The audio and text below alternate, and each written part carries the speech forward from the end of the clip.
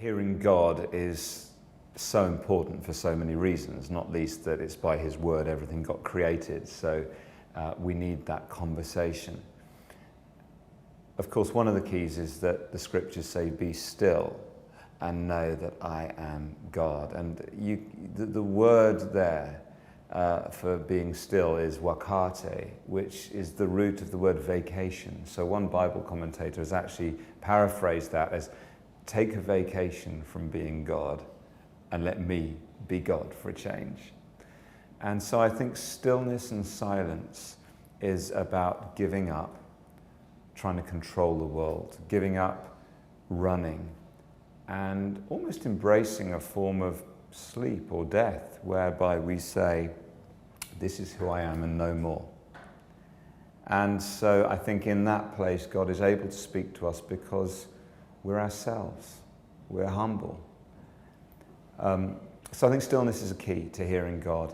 Of course, there are other keys. Scripture is critical, not just for proof texting, grabbing verses, but also it shapes our whole understanding so that we can discern what's just the cheese pizza I had last night and what really is God. Community is, I think, also a real key for hearing God. God will often speak to me through others. And I think that what happens in prayer, sometimes we still ourselves and we hear God in that whisper. But other times we don't hear God at all in the place of prayer. But we then leave that place of prayer enabled to live more prayerfully and therefore to hear him speaking through people, through the newspaper, through the culture, through our own consciences.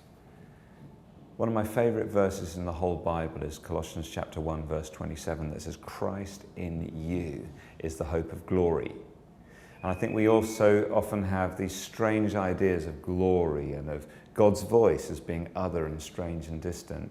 But actually, I often find Christ in you, in my wife, in my kids, even in people who don't know Jesus.